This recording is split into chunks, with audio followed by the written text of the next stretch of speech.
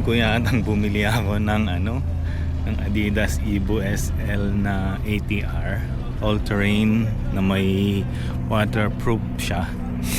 Binili ko siya dahil para iisa na lang ang gagamitin kong shoes dito sa biyahe ko itong Europe, kasi pupunta tayo ng Santorini tsaka Athens. Yung ATR niya is meron siyang rugged dito sa niya, yung comfort niya okay naman siya.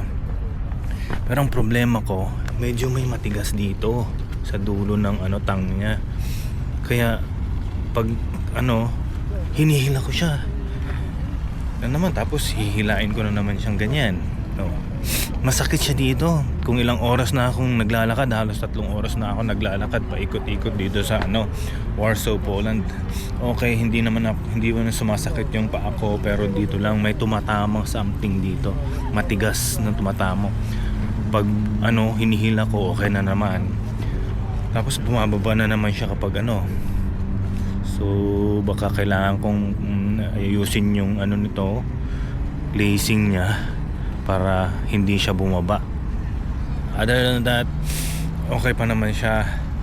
Nasa Poland pa lang tayo. Bukas